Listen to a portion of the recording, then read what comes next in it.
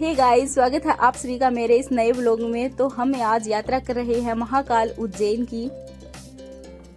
महाकाल ज्योतिर्लिंग भगवान शिव के 11 ज्योतिर्लिंग में से एक है और यहाँ आप बाय रोड या ट्रेन से भी जा सकते हैं। तो अगर आप ट्रेन से यहाँ पर यात्रा करते हैं तो आपको इन प्रकृति के खूबसूरत नज़ारों का अनुभव भी साथ में देखने को मिलेगा। तो अगर आप ट्रेन से सफ़र करते हैं तो आपका यहाँ सबसे नज़दीकी रेलवे स्टेशन उज्जैन जंक्शन होगा।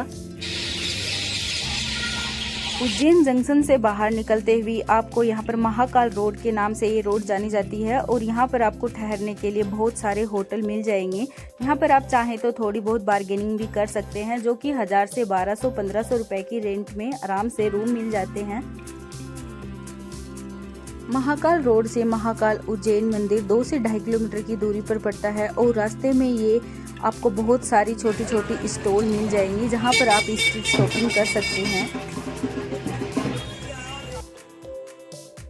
यहाँ स्ट्रीट शॉपिंग के दौरान आप बार्गेनिंग भी कर सकते हैं।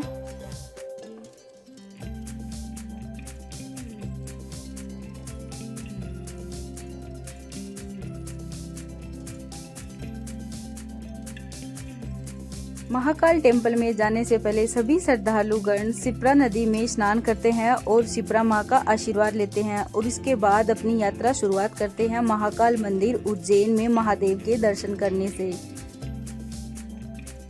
यहाँ पर माँ शिप्रा अपने शीतल जल के साथ अत्यंत शांत स्वभाव से महीनों भर बहती रहती है, लेकिन बरसात के दिनों में पानी का स्तर इसमें बढ़ जाता है।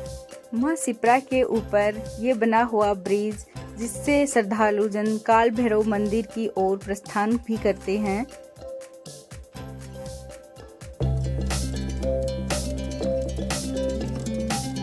यहाँ पर माँ शिप्रा की साफ सफाई का ध्यान अत्यंत नियमित रूप से किया जाता है। तो यहाँ पर स्नान करने के बाद और माँ शिप्रा का आशीर्वाद लेने के बाद हम लोग चले थे महाकाल के दर्शन करने के लिए।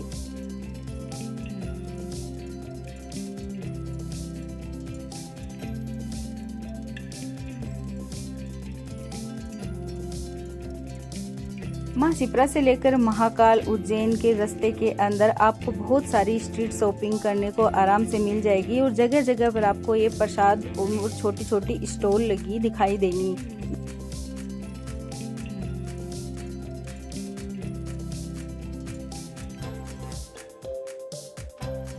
तो यहाँ से हमने लिया महादेव के लिए प्रसाद और उतारे जूते चप्पल। जहाँ से आप प्रसाद लेते हैं वहीं पर जूते चप्पल उतारने की व्यवस्था आराम से मिल जाती है।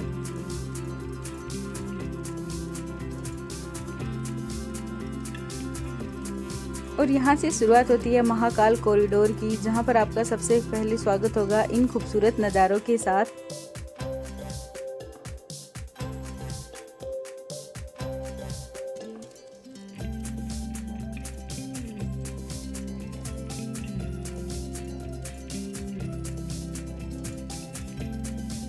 तो रास्ते का आनंद लेते हुए हम जा पहुँचे यहाँ पर महाकाल बाबा के दर्शन के लिए, जहाँ पर घंटों लाइन में लगने के बाद हमें दर्शन होते हैं महादेव के। अगर आपने जूते चप्पल पीछे की तरफ नहीं उतारे हैं तो यहाँ पर रास्ते में कहीं भी उतार सकते हैं। यह है महाकाल का मेन कॉरिडोर, जहाँ से महाकाल मंदिर की शुरुआत होती है। यहाँ से महज कुछ ही दूरी पर बाबा महाकाल का मेन एंट्रेंस गेट है, जहाँ से आप महाकाल मंदिर में प्रवेश करते हैं।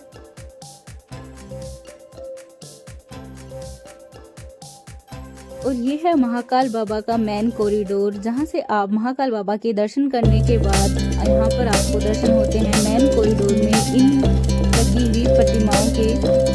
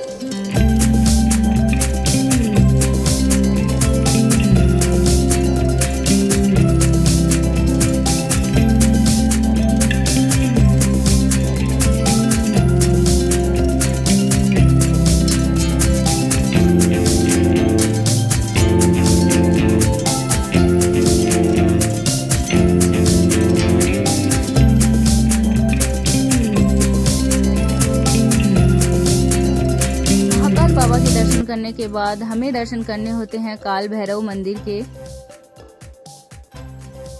काल भैरव को भगवान भोलेनाथ के द्वारपाल माना जाता है, इसलिए जब तक काल भैरव के दर्शन ना हो तो यात्रा अधूरी मानी जाती है।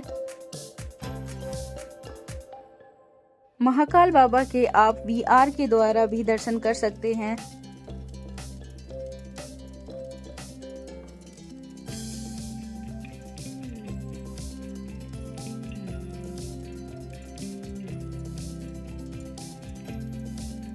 तो यहाँ हम चले थे काल भैरव मंदिर की ओर। काल भैरव मंदिर जाने के लिए आपको ऑटो रिक्शा मिल जाता है, जहाँ पर आप थोड़ी बार्गेनिंग कर सकते हैं।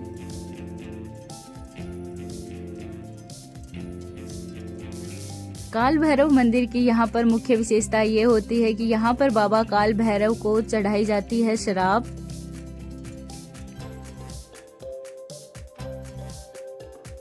यहाँ पर छोटे छोटे इन फूल मालाओं के साथ आपको शराब की छोटी छोटी बोतलें मिल जाएंगी, जो कि बाबा काल भैरव का प्रसाद माना जाता है। साथ ही में आप यहाँ पर बाबा महादेव की और काल भैरव की यहाँ पर मूर्तियाँ ले सकते हैं। यहाँ पर आप स्ट्रीट शॉपिंग बहुत अच्छे से कर सकते हैं। यहाँ पर बार्गेनिंग करना अलाउ है।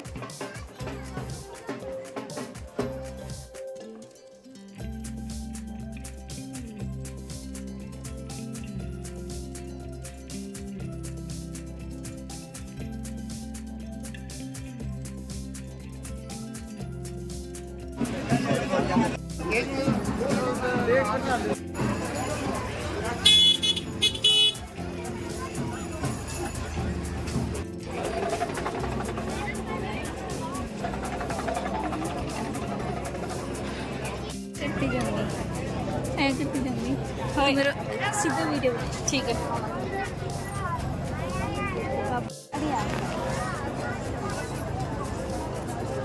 और तू क्यों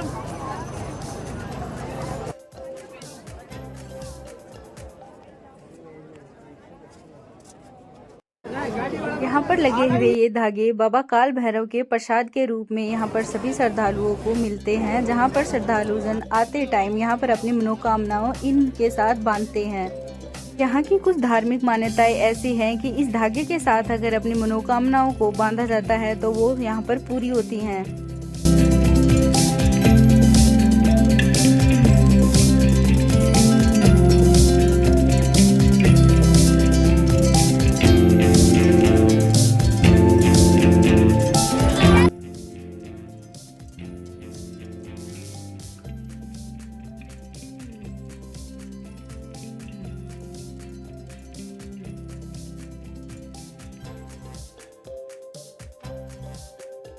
तो यहाँ पर महज 2 घंटे लाइन में लगने के बाद दर्शन होते हैं बाबा काल भैरव के।